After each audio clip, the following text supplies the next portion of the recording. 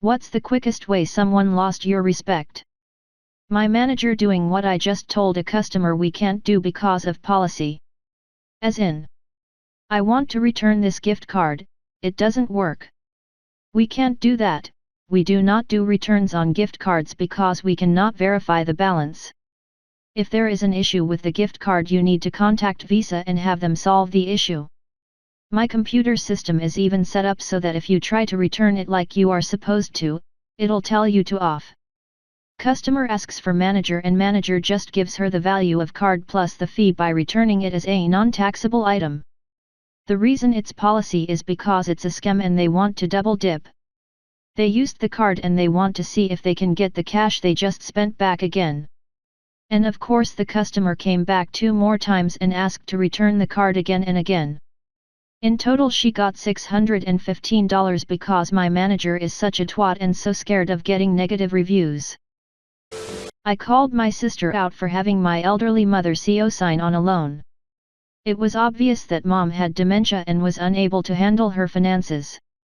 Her response: she hasn't been diagnosed yet. Edit, it's okay, everyone. This was years ago. Mom lived for 5 years after that, in a care home because we had to sell her house to pay for her care. She needed full-time staff because she was delusional and stuff. Dementia is horrible. That sister only saw her twice during that 5 years, to have her sign the loan checks. There were 2 loans. Fortunately, my younger sister kept an eye on the books to make sure there was no more funny business. My older sister tried to take some money out of the account, but was caught. Unfortunately her name was on the account. Poor mom was just trying to divide up the responsibility among the 3 of us. She defaulted on the loan as expected, so we just deducted the amount from her share of the inheritance. We don't talk anymore. I'm not mad anymore, it's just that I don't trust her and I don't want her around. She's bipolar, so it's complicated. I won't let her become homeless or anything. She's my sister after all, but that's as far as it goes. Little bit of backstory. I once had a friend, whom I considered a good friend, randomly message my then girlfriend asking if we were still together. I thought he was just checking up on me, making sure it was a good relationship because when she said yes, he said good. Fast forward now, about 2 weeks after we break up, he messages her again, saying the same thing. Proceeds to try to console her and literally that night tries to flirt with her and sends her a pic. Does this many times for the next few months, her not reciprocating or showing any interest, not knowing that she and I were still very close and she was telling me everything. He also had a girlfriend at the time that he was trying to convince my ex that they broke up. I've lost all respect and I'll never give it back. A simple apology and talk could reconcile our friendship, but he'll never be respected by me ever again. I took my son to work with me, while I was on holiday, to pick up a paycheck. I met our shipper and introduced my son who has a slight speech impediment. My son said hello and stammered on the H. The shipper started to laugh at him. I took my son's hand and we walked away. Didn't speak to the shipper again. I had a fake interview when I was about 14-15, with a nice guy from British Gas who was helping out with like a life skills seminar thing. Preparing us for job interviews. I walked into the room, shook his hand and stammered out my name nervously. Hi, I'm you sir username. He stammered out, hi you username. I laughed, thinking he was taking the piss out of me. Nope. Really bad stammer. Felt like a for weeks. A family member of mine recently found out she had been infected with Zika. She was 6 months pregnant. After trying to get pregnant for years with no luck, she had given up hope of ever having a baby, but by some miracle was able to conceive. When she told her mother-in-law the news, that horrible woman said to her, I should have known this would happen when I first met you and saw the way you were dressed, implying that because she wore short shorts and wore tank tops, she wasn't a worthy mother. Poor girl was devastated and blamed herself for getting Zika even though no one knew it was in the area at that time. Still, she decided that she would carry the baby to term. He was born 2 weeks ago. No microcephaly. No health issues of any kind. Also, and this is the real kicker, he tested negative for exposure to the virus. There used to be a homeless man that would sleep outside of the pizza place I used to work at. Never bothered anyone, never asked for food, though we did offer him some when we had leftover pies. Middle of winter, he stopped coming around.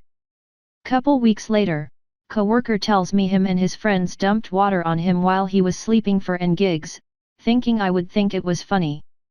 Yeah, no. That's a whole new level of douchebag here. I seriously don't know anyone who would be that morally depraved. I can't even imagine ever having talked to someone like that. Like seriously. This is straight up cartoon villain evil here. Edit, I mean that I don't know anyone personally who'd be that morally depraved.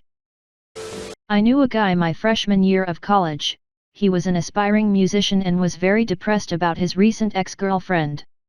He would frequently complain that women only like stupid muscular guys and how he never got laid because of that. I would go home almost every weekend and sometimes I would come back to hear about how he got drunk and got laid, but then would just complain a few days later about how he never got laid.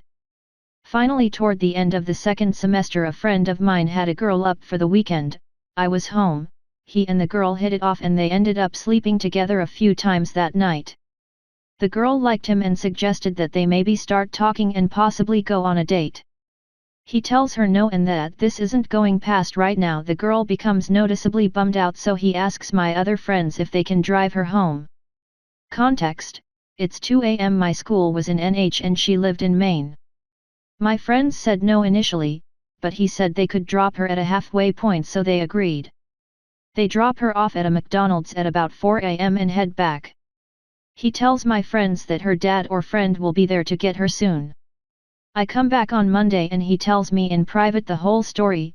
When he gets to the part about the McDonald's, he admits that there was nobody coming for her and he lied to my other two friends in order to get rid of her. Worst part is that he's laughing as he says all this and expected me to laugh too.